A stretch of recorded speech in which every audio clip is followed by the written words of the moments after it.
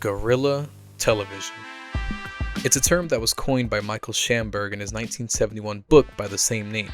It refers to a movement that began in the late 1960s into the early 70s about making media more diverse, more democratic, and more real. And keep in mind, during this era, the only television on air was from major broadcasting companies that chose to tell selective stories. But with the release of smaller, more portable video cameras, the power of video broadcasting fell into the hands of everyday people. Shamberg and countless others believe that so long as you have a camera, you have a story worthy of telling. And through much protest and hardship, this movement directly led to the public voice having access to television airways. This would be the birth of the experimental playground long forgotten by modern media, formerly known as public access TV. Just down here, we'll get them together real quick. Hello, you're live with Santa. Hi, Santa. Hi, how you doing? I'm good. Are you really Santa? Uh-huh. Now, what can we do for you? Can you name the reindeer? All right, bye. All right, there, folks. I'm sure many of you may have heard it first on Wayne's World, but for those who may not know, Public Access TV is a non-commercial television channel open for the public and community use, meaning anyone with a camera and a little cash could broadcast their message on television to hundreds within their local area. What we're looking at is essentially YouTube before YouTube. It was a place for the community to express themselves, and it didn't matter if it was an eccentric pastor speaking at religious gatherings or a stumbling host being embarrassed by ruthless prank callers. What do you think? Should we carry handguns or what? Definitely. Yeah. Okay. People like you. All right. I find it so interesting that it's not talked about more. Public access TV was a thing then, and it still is live and broadcasting media to this day, now called PEG TV, or Public Education and Government Television. But it seems like such a huge stepping stone for the majority of online content and social media that we have today, and all for it to be summed up as a bizarre fever dream to many. But of all the public access shows to come from this time, there was one in particular that stood out to me as one of the most influential, experimental, and controversial television shows of all time. One that would change the internet forever. I'm of course talking about none other than ROX.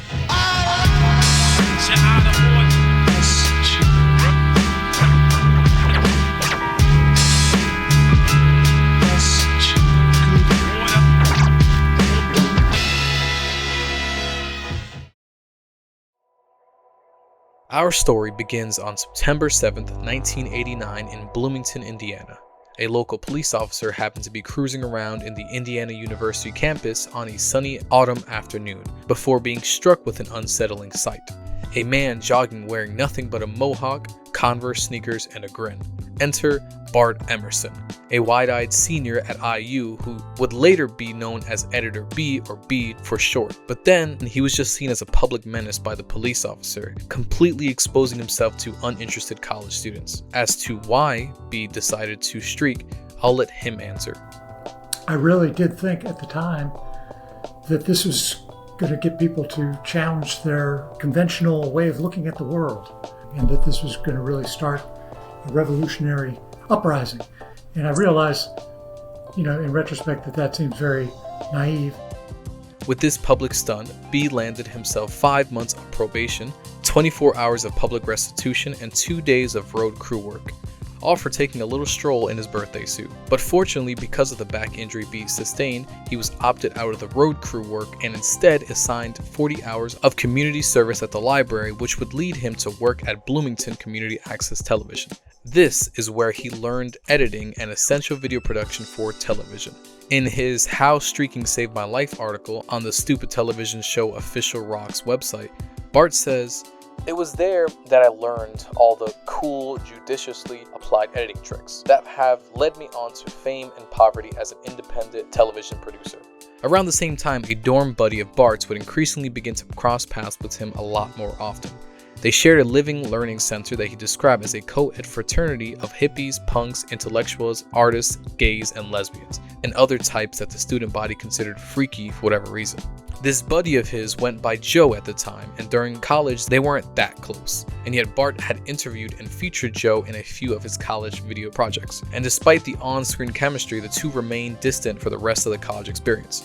It was until after college when Bart and Joe began to bond a lot more over a video camera that was gifted to Joe as a graduation gift in '91. Yeah, my mom had given me a video camera for graduation, and we'd been using it, playing around with it a little bit, and made a really bad rap video at one point. But other than that, we hadn't done a whole lot until we set it up on a tripod and started using it way too much.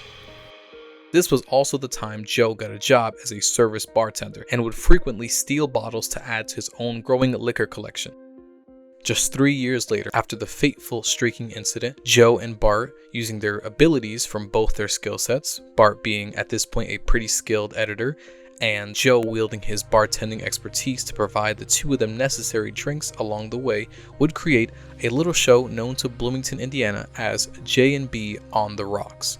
J being the local bartender and B being the editor. In a dimly lit, dank basement with a low quality camera and a non-existent budget, ROX was born. On their debut, as well as many of their earlier episodes, it would consist of them making mixed drinks with whatever they really can afford. Very frequently during the first season, referred to as Season 0, they'd often throw up on screen how much they were actually making each week to prove how broke they were. From the first string of episodes, the two established their dry sense of humor and undeniable comedic chemistry. Season 0, or the first 7 episodes of this show, was more of a drink mixing talk show where the fellas would discuss all types of topics such as fashion, their first sexual experiences, and the disparity of global capitalism. From the jump, the show constantly treaded the gray line between freedom of speech, as public access television stood for, and indecency and crudity on TV.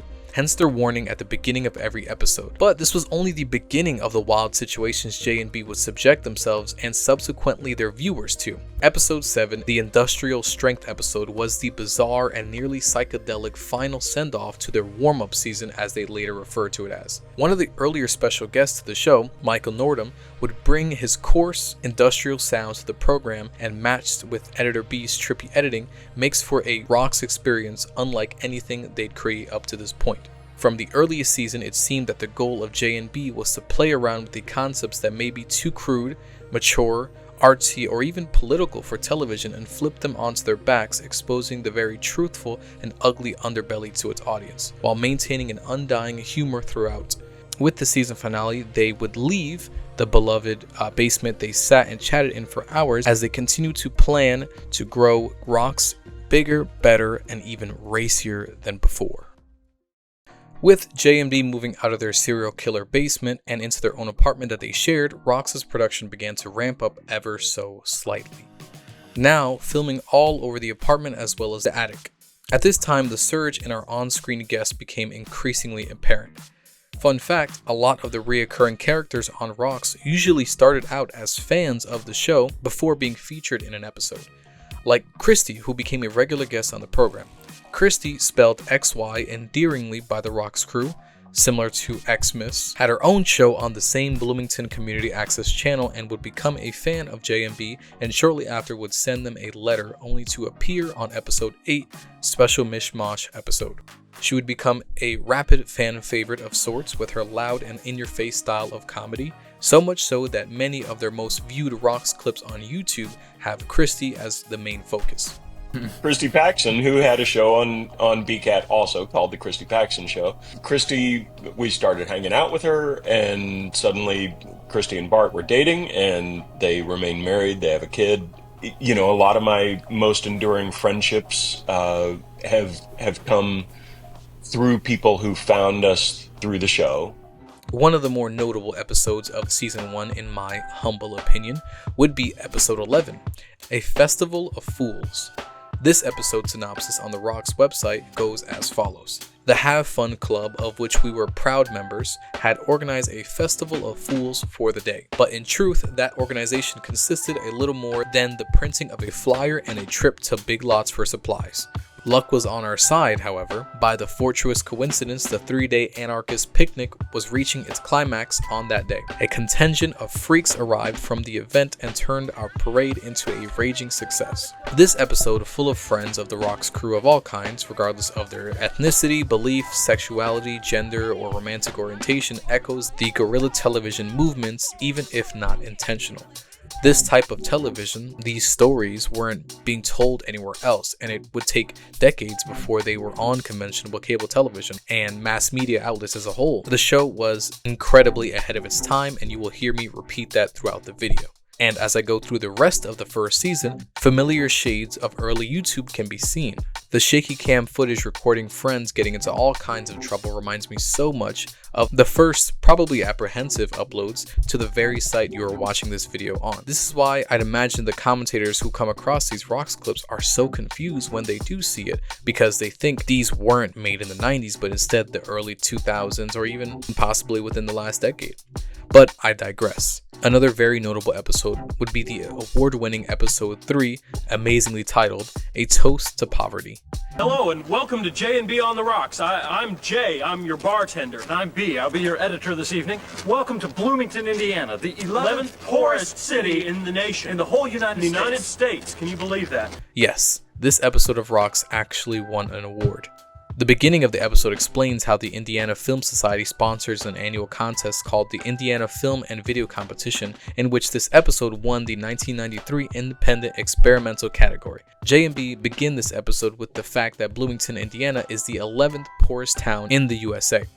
The fellas would interview friends and strangers on their college campus about their financial situation, which would usher in a man on the street interview segment that they would later begin to be somewhat known for, and I'm sure inspiring many others to do the same.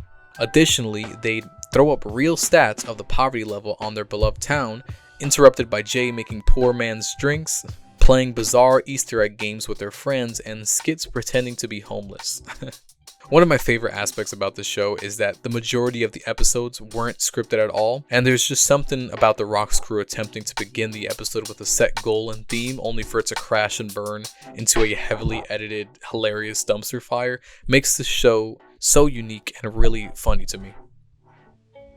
On that note, the first season would close with a chaotic marriage proposal episode in which B would propose to Christy and then attempt to show the episode to his parents, of course this being the first episode they've ever seen of ROX, and the first time they're also hearing about the marriage. Safe to say, even with a mild censorship attempt for something I shouldn't describe here on YouTube, B's parents would never tune into another ROX episode after only barely completing one episode. Season 1 would begin to cement the show as a cult classic despite not having too many episodes, but little did the ROX crew know that one of their biggest feats is yet to come. Two recent graduates of Indiana University have stoked a small firestorm of controversy in Bloomington. As News 8's Neil Moore reports, it centered around a controversial cable TV show trumpeting the virtues of marijuana. The growing cult fanbase of ROX began to show their appreciation a lot more at the beginning of Season 2. Since Season 0, the guys would receive fan mail here and there, but by this time in the series, they'd make the statement, "We probably got the most mail back in early 1993, after ROX 24 ran afoul of the censors. Our mailbox was literally stuffed every time we checked it." The occasional segment became a lot more frequent, and fans would send all types of creative things and messages to our boys. Great movie, man. You'd really like it. Does it bother you that I've got this video camera pointed at you? No. So what do you think about J&B on the Cox? As you can see, the messages had all kinds of colorful vocabulary, and many of the mysterious senders would only be revealed later on. As for the production of the show, it has noticeably become a lot more dynamic and fluid as the guys have finally caught their stride. The cuts back and forth from comedic segments to psychedelic edits to Jay crafting either amazing or terrible cocktails makes the episodes flow a lot better and makes for easier watching. They would also push the envelope even more each episode. From stunts such as Editor B riding his bike in the Jordan Hall at IU to loading fruit with alcohol and puppet show marriages. The bizarre show had reached full bloom, but not before releasing its most infamous episode to date. April 12th, 1994, at 11 p.m., aired an episode of television like no other. Episode 59 of the show goes by the title J&B Get Baked. This episode starts out like any other episode. The camera floats right into J&B's face in the classic ROX fashion, and Jay opens up with, Welcome to J&B on the Rocks. I'm Jay. And I'm B. And this is a joint. This is a joint. And we're gonna smoke it now. Funnily enough, one of the more straightforward ROX episodes. The guys, alongside many friends including T Black, who has become a regular on the show and will come up plenty more in the future, hike into the woods to smoke some marijuana. Mind you, this was obviously when weed was illegal. I also admire the way weed is discussed in such a natural way. Many times throughout the show, the two of them would explain that they are showing reality rather than anything that would be rated for television. Real life often does not hold back on the things you may see, and some young adults smoking in the woods, neither promoting it or telling the audience not to partake in the consuming of drugs, was as real as it gets. Segments blended into the episode consisting of asking people from all walks of life, whether it be a police chief or a college student, on if it should be legalized or not, truly makes for interesting television. Episodes like this that challenge common belief at this time, such as drugs being bad regardless of what kind, really should be in a journalism museum of some kind. Honestly. Obviously, it contained all the antics you'd expect from a ROX episode, but it also included a little social commentary. I'm quite aware that they aren't new to political stunts like this, but nothing that had the public outrage quite like this. A cable TV show in Bloomington may be a bit too controversial even for a college crowd. The shockwaves upon the drop of this episode rattled many media outlets such as affiliates from ABC Radio, CBS, and NBC, as they all requested tapes of this episode and others like it after it aired. They would even be requested to do interviews completely stoned, and Jay had a fun little story for me during our little interview. One of those interview crews, when they came down, they asked us, hey, will you light up on air?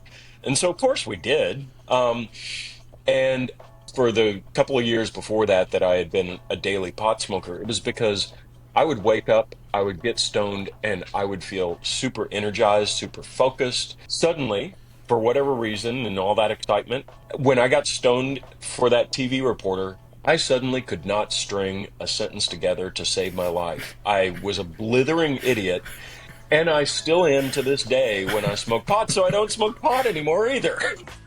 They'd even get their brief 14-second introduction at the beginning of the episode on MTV, where it'd be shown to hundreds. Even Nickelodeon of all networks requesting tapes. Again, on the Stupid Television website, Jay wrote a very extensive timeline of all the events after the airing of this episode, but to say the least, during that time, everyone was asking about ROX. After it was all said and done, I feel like Editor B explained the decision they were confronted with upon rising to the talk of the town and why he feels they made the right choice.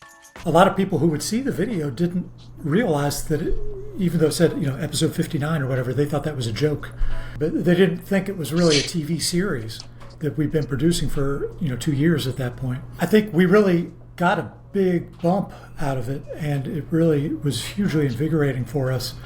We had to decide, after that, if we were going to continue to try to produce content that catered to that kind of controversy or court other controversies, which is what we chose to do, which was what led us to get on the internet.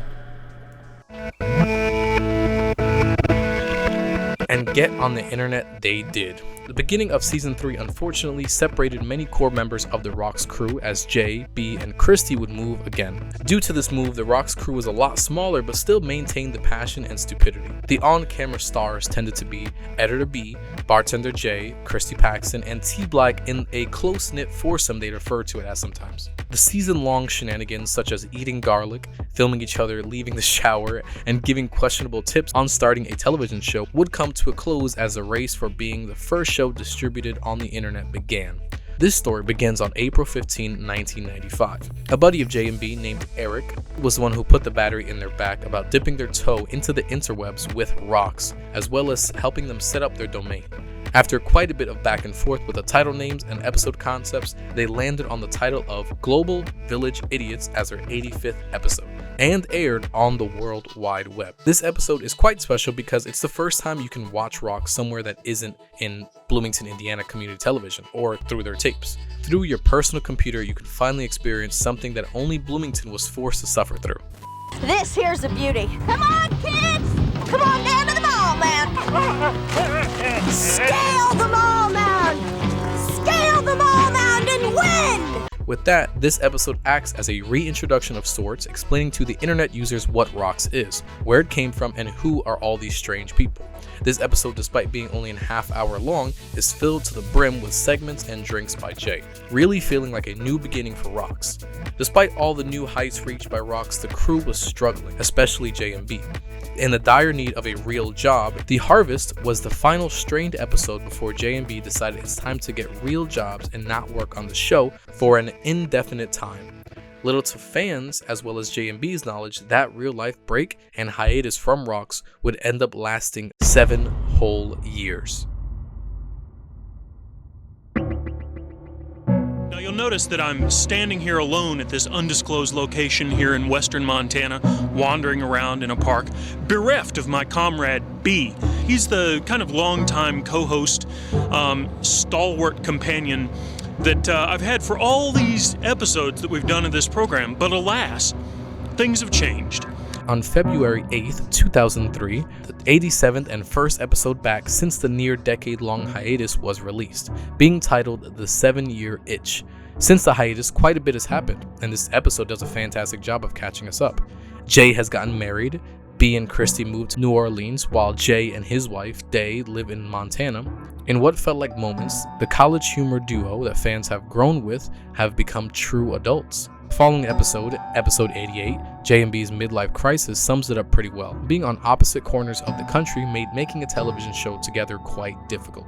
This is why the most recent season of ROX was the most sporadic in regards to when the episodes would be uploading. Sometimes months in between uploads and years for others. When asked how leaving Bloomington affected them, they'd respond, "Well, we crashed and burned first. Yes. And then spent some years in Bloomington, just recovering. In fact, I found that the habit of producing television was really hard to break. And to me, it was heartbreaking. It was kind of heartbreaking that the show ended. And then I never really wanted to leave Bloomington either, but my wife said, take me away from this. She was not loving her job as a teacher. So that the third season of ROX, we were trying to do it full time as our jobs. We were trying to launch a career doing this at that point. We had gotten enough encouragement and feedback that it seemed like, okay, this could be viable. Even though it was definitely a group effort with a core group of basically 4 of us and a lot of other people that were participating in the shows and helping out in different ways. I tasked myself to be our, kind of business side person, finding sponsorships and all of that. B was great at what he did. I was not. So when he talks about crashing and burning, a lot of it was because just the money was really not coming in a way that was sustainable. While plenty of fun is had during this current season, such as their hour-long special episode called Fat, most of the season is oddly down to earth. Our hosts are no longer some college grads getting into some trouble, but men who have families and children now. I would say the best example of this shift in the show is 15 Months in Katrina, episode 95, when the whole episode revolves around the experience navigating Hurricane Katrina. The goal for these guys was always to show reality, whipping out a camera and filming the uncomfortable, the taboo, and life as a whole. And sometimes life isn't always hanging with buddies and getting drunk. In fact, these days the guys even quit alcohol. Times are indeed different. The life and death of ROX episode went ahead and addressed many of these things that happened over the years, including friends that are tragically no longer with us, but at the same time, all the new life that has been brought to the world. ROX is an unflinching glimpse into how things truly are outside the make-believe world TV sometimes would portray, including both the highs and lows.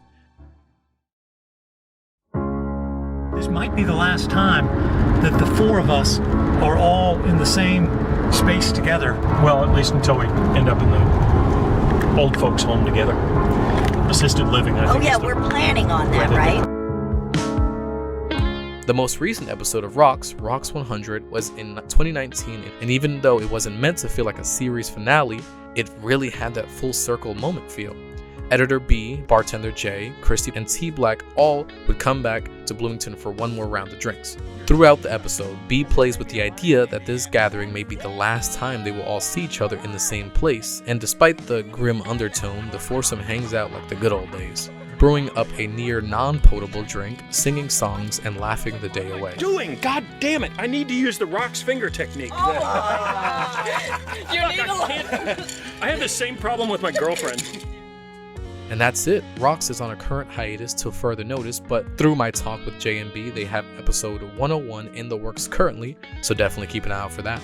ROX is by far one of the most interesting topics I've had the pleasure of covering. I kinda was just anticipating crude college humor for the entirety of the series, but what I got was a lot of humanity, as well as plenty of dumb jokes scattered throughout. Somehow this, now 30-year-old show has maintained its heart and love for the craft. It's very rare, not even on YouTube, as YouTube hasn't been around nearly as long as this show, but to see our cast of people grow and change in real time. My favorite aspect about the show is without a doubt the bizarre, undying hope that this show represents. All the highs and all the lows of life have taken them on quite the roller coaster, but throughout they maintain their humor and character. This strange experimental community access show from the 90s has saved lives, and to this day, B was saying how the impact of the show, while never reaching the peak of fame they intended, is enough to keep them going. We didn't come with the ambition of like making another television show. We came with the ambition of destroying television, of like, you know, trying to break it in half. The whole reason for changing the title of the show from J&B on the Rocks to ROX was because we got tired of people calling it J&B for short, because we didn't want it to be a buddy show. We wanted it to be about a community and about a kind of movement. The fact that people now are actually able to do that, and the fact that some people are doing some really freaking amazing things with those platforms to spread great ideas is pretty awesome, even though, again, I'm not taking credit for any of that. This anti-television television show was and still is very ahead of its time, and while most likely not international, it feels like a victory lap for what the guerrilla television movement stood and fought for. Television should be from everyday people for everyday people, and with YouTube, we see that now more than ever. Life isn't polished and clean, it's gritty and unattractive. ROX works so well, in my opinion, because it has long understood how important it is to film the ugly and unconventional, the humor and the highlights, the stupid and the sorry, the flagrant and the freaky, and all the unorthodox underbellies of reality. Thank you.